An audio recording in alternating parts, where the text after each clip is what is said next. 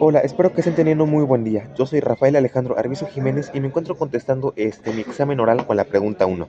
La pregunta uno nos dice, ¿qué variables físicas son críticas para garantizar una incertidumbre menor al 2% en una simulación? ¿Cómo controlaré su impacto en los resultados?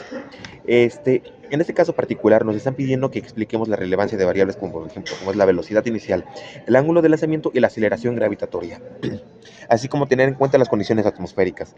Se entiende por condiciones atmosféricas variables y parámetros como es la temperatura, la humedad, la presión y la viscosidad del aire. Ahora, para poder empezar a responder estas preguntas, primero tenemos que tomar en cuenta las leyes de Newton. En particular, la tercera ley de Newton que nos dice que la suma vectorial de todas las fuerzas nos tiene que dar igual a cero. Este, También tenemos que considerar la segunda ley de Newton, que nos dice que la fuerza es directamente proporcional a la masa por la aceleración. Eso de acá es muy importante tenerlo en cuenta para poder descomponer las fuerzas con las cuales vamos a estar trabajando. Para descomponer, por ejemplo, fuerzas como es la fuerza de gravedad, la fuerza de fricción contra el aire, este, etcétera. Precisamente para poder hacer un modelo físico que no sea exacto, para poder describir el movimiento de una partícula o de alguna masa puntual. Em, Eso de acá para poder hacerlo tenemos que llegar a una ecuación diferencial.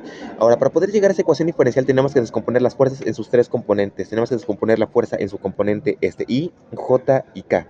Y eso de acá lo vamos a lograr haciendo las coordenadas esféricas. De acá viene la importancia de usar los ángulos de lanzamiento. En este caso tendremos que usar un ángulo horizontal y un ángulo vertical para poder describir de forma exacta y precisa el movimiento de una partícula en las tres dimensiones, debido a que bueno, precisamente vivimos en un mundo donde donde es de tres dimensiones.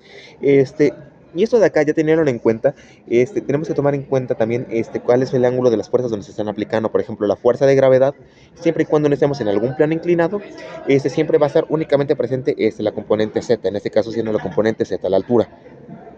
De este modo es que ya podemos empezar a trabajar con todas las fuerzas y con todas el sistema con el cual nosotros estamos deseando. Y eso de acá es muy importante porque quizás las condiciones iniciales que dentro de nuestro sistema y después de resolver la ecuación diferencial nos vayan a ser distintas. Porque igual, por ejemplo, justamente una condición inicial no es como que salga en automático, no es como algo que nosotros sabemos que siempre va a ser constante, como la viscosidad del aire o la gravedad, sino es algo que dependiendo de los parámetros con los cuales estemos trabajando, esas variables pueden llegar a cambiar y por lo tanto eso afecta a nuestro sistema.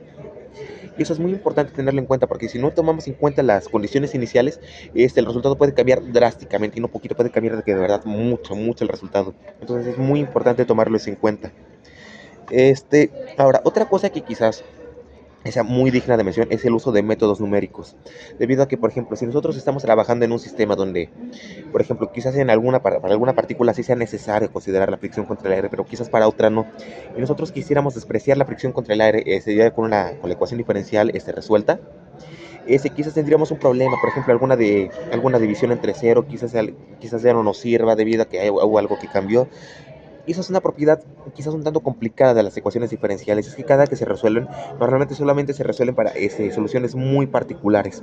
Entonces lo mejor que podríamos hacer sería utilizar algún método numérico como lo es el método de Euler para poder resolver la ecuación diferencial de una forma exacta y que sea bastante cercana a la realidad, pero que al mismo tiempo tengamos ese margen de libertad para poder considerar o no parámetros que sean despreciables. Vaya, muchas gracias por su atención.